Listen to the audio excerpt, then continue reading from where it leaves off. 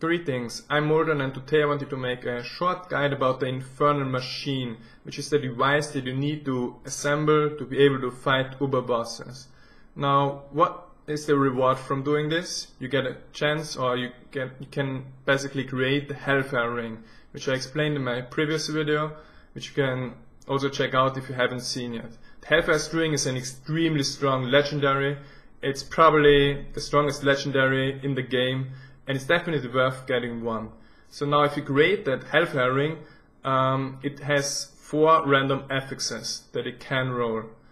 So what this means is the first Hellfire ring probably won't be the best one, but even the worst Hellfire ring ever is still gonna be the best ring. So it's definitely worth to try to assemble those Infernal machines, fight uber bosses, and get the parts that you need for a Hellfire ring. So now for farming the Infernal machine, there are 4 parts that you need. First, you need a key from Act 1, a key from Act 2, a key from Act 3, and in Act 4 you get a plant that you only need to farm once.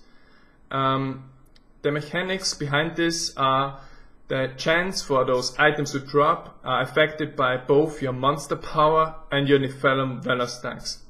So first, you always need to get 5 stacks of Nephalem Valor, and secondly, you should try to do it on the highest monster power that you can, because it increases your chance to get a drop. Alright, so let's get started. First key, Act 1. And my techniques in Act 1 is, it's also, you want to have an efficient way to get those 5 Nephalem Valor stacks. And for me in Act 1, I'm usually going to the Festering Woods, which has 2 dungeons, where you can get 1 guaranteed elite mob in each of them. Also outside of the dungeons there are usually 2 more elite mobs, which means in Festering Woods you can get 4 Nephalem Valor stacks right away. Now then you can already head into the Fields of Misery.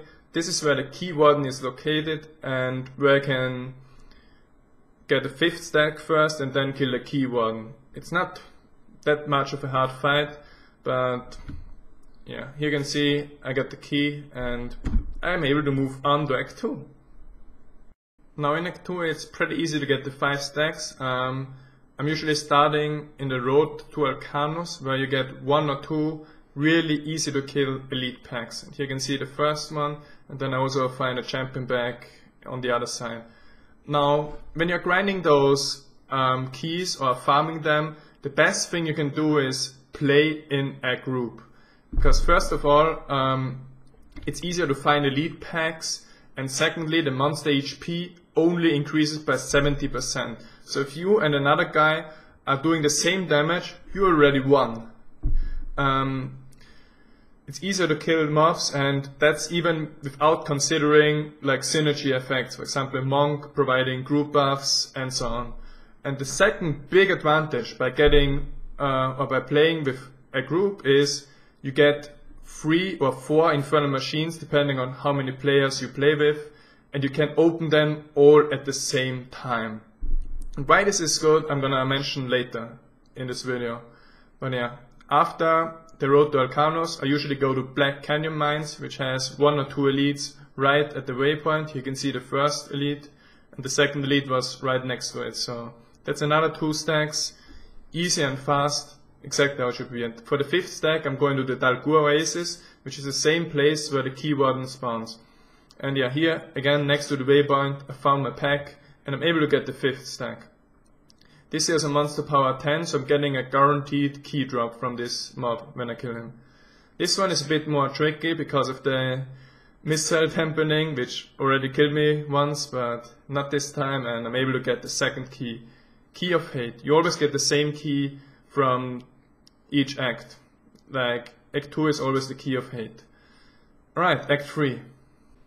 Now Act 3 is pretty easy as well. You just go to the Keep Depths level 2 and 3, that's all you need.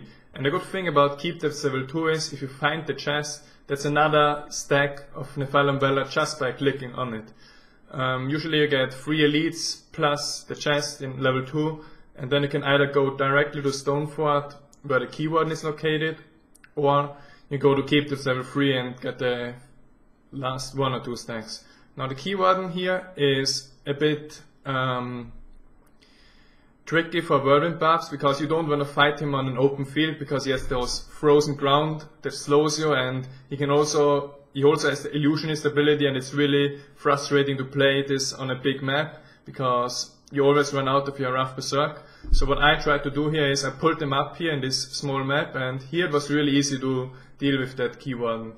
I can either kill the illusions instantly by whirlwinding, or what I prefer, just kill them with my Hellfire proc.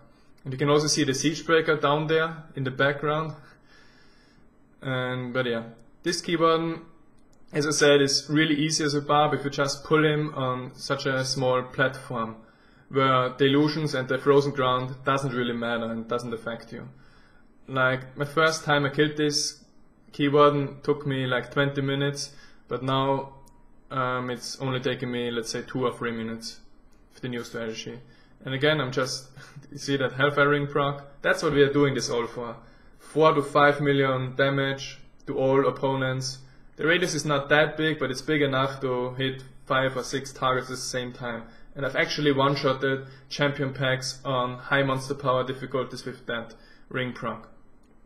And yeah, that's the Key of Terror. We got all 3 keys now, so now we just need to get the plan. And the difference between the keys and plans is the plan you only have to get one time, so you only have to go to Act 4 once.